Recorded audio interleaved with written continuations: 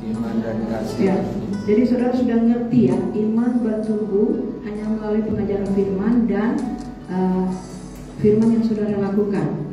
Kalau saudara lakukan, saudara ikut Yesus, pikul salib, menyangkal diri. Ini nggak bisa langsung instan, step by step.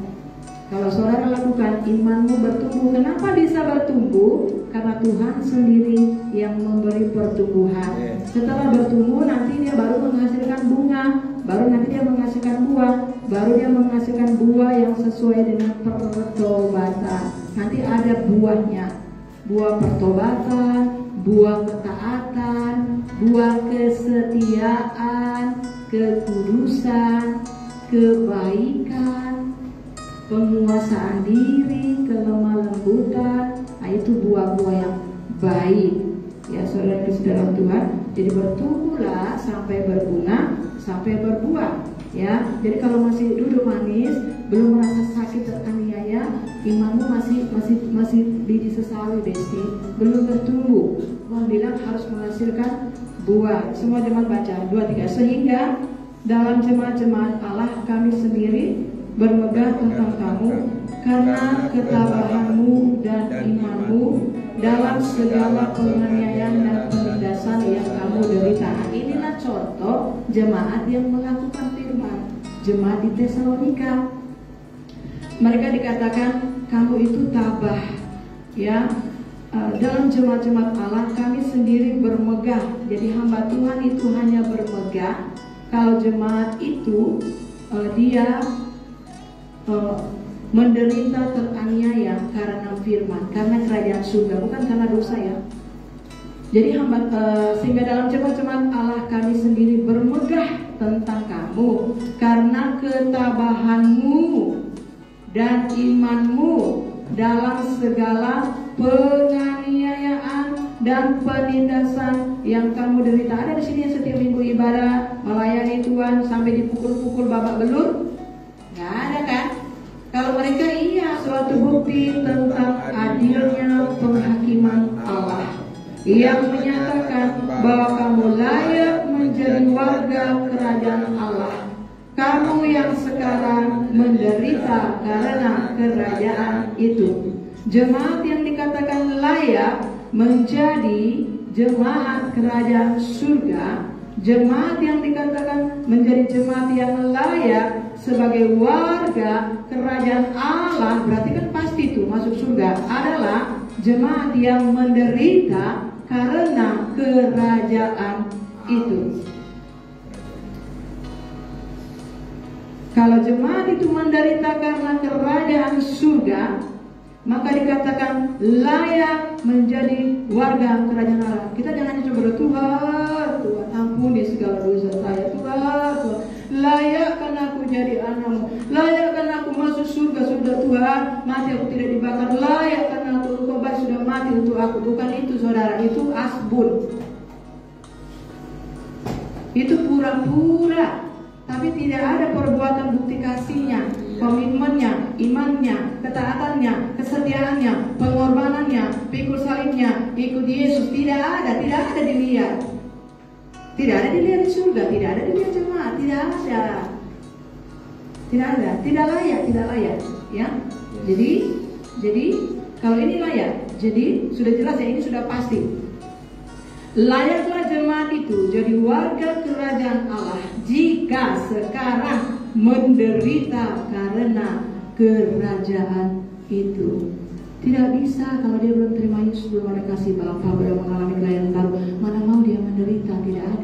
Tidak ada daging ini mau menderita, termasuk kami, tidak ada. Tapi hanya karena Roh Kudus ada, hanya karena Roh Kudus. Kalau nggak ada Roh Kudus nggak bisa, ya. Jadi layaklah jemaat Tesalonika itu. Layak nggak jemaat GPPS Blessing? Layak. Kalau jemaat GPPS Blessing ini mau menderita bagi kerajaan surga, maka nanti Tuhan katakan layaklah jemaat GPPS Blessing ini menjadi warga kerajaan Allah jika jemaat GPPS Blessing ini sekarang menderita karena kerajaan Allah. Layak ya? Kalau Yesus layak, layaklah ya, jadi layak ya. Saya layaklah. Anda bilang saya layaklah sebagai warga kerajaan Allah kalau saya menderita dikatakan Anda layaklah Anda jemaat sebagai warga kerajaan Allah jika Anda sekarang ini menderita karena kerajaan. Ya, itu dia, layak. Mari kita baca ayat yang berikutnya 23. Sebab memang adil bagi Allah untuk membalaskan penindasan kepada mereka yang menindas kamu. Ya, Anda sebagai hamba Tuhan gembala menderita bukan marsikor, bukan dibikin oleh orang-orang yang mengkhianati baik tetangga GPP sebelah dalam atau luar. Menderita, ya, menderita harus matikan keinginan daging, keinginan mata, keangkan hidup harus disalibkan, ya, bencilah daging itu. Menderita saudara, menderita bagi kerajaan, layaklah, ya kan? Tuhan itu adil, jangan sedih. Anda yang sudah berkorban, hamba-hamba Tuhan karena nilainya, hamba-hamba Tuhan yang tetap miskin karena dihianatnya jemaatnya ditinggalkan. Anda menderita sebagai gembala sudah di kampung-kampung, di kota-kota, ditinggalkan, menderita, baru dijual lagi, difitnah lagi, dijelek-jelekan lagi. Tidak tahu berterima kasih, kurang ajar, congkak, sombong. Menderita kali jadi hamba Tuhan itu. Tuhan itu adil. Tuhan itu adil. Ya, jemaat juga kalau menderita karena Kristus, Tuhan itu adil. Siapa yang jadi menderita karena Kristus? Lihatlah ini. Siapa hamba Tuhan yang jadi menderita inilah? Memang adil bagi Allah untuk membalaskan penindasan kepada mereka yang menindas kamu, hamba-hambaku, dan untuk memberikan kelegaan kepada kamu yang ditindas, dan juga kepada kami, kata Rasul Paulus. Pada waktu 23 kita baca. Pada waktu Tuhan Yesus dari dalam surga menyatakan dirinya bersama-sama dengan malaikat-malaikatnya dalam kuasanya di dalam api yang bernyala-nyala, yang akan membalas orang-orang yang sudah menindas jemaat Tuhan, menderita hamba Tuhan menderita, adalah Yesus sendiri yang akan datang dalam api yang bernyala-nyala.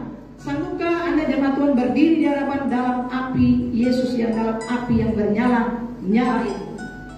Bisa nggak kita berdiri dan tidak terbakar? Tuhan Yesus sendiri yang akan membalas semua yang sudah menindas gereja Tuhan, merusak gereja Tuhan, membuat marsikor jemaat Tuhan yang tak dan setia, hamba-hamba Tuhan yang tak dan setia. Ada hari pembalasannya. Tuhan Yesus akan datang dalam nyala api. Ayat yang berikutnya, dan mengadakan pembalasan terhadap mereka yang tidak mau mengenal Allah dan tidak mentaati Injil Yesus Tuhan kita. Tuhan yang akan mengadakan pembalasan terhadap mereka yang tidak mau mengenal Allah satu, tidak mentaati Injil. Semua yang sudah kita bagikan pengajaran supaya saudara mentaati. Saudara yang tidak mau mentaati urusan saudara sama Tuhan. Saudara sudah diberitakan Injil, yang tidak mau mengasihi Injil dan tidak mentaati Injil. Inilah akibatnya. Ada harinya. Lihat saja hari-harinya nanti untuk sang pengkhianat. Ya, Anda lihat. Ya, makanya saya bilang yang dibuka bukan GPPS, GPI, GBI, sana sih, tetap firman. Tuhan sendiri akan mengadakan pembalasan. 23. Apabila Ia datang pada hari itu untuk dimuliakan di antara orang-orang kudusnya dan untuk dikagumi oleh semua orang yang percaya, sebab kesaksian yang kami bawa kepadamu telah kamu percayai.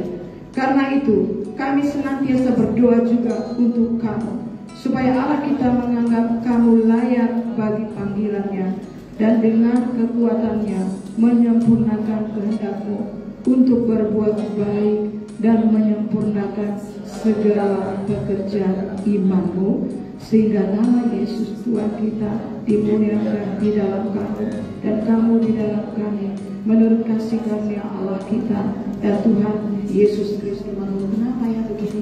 Kenapa begitu ya? Sudah tahu isinya bolis, kok masih tanya-tanya ya Tuhan. Kenapa yang mereka begini? Ya sudah bolis masih udah ya Tuhan. Kan ini ada pembalasannya. Kenapa sih sibuk ngurusin itu? Oh ya Tuhan, fokuslah sama Tuhan. Dia akan datang yang kedua kali. Layaklah kita sebagai warga kerajaan Allah kalau kita menderita bagi Yesus Kristus Tuhan kita. Saya hanya akan baca pesan. Preachingnya sudah selesai.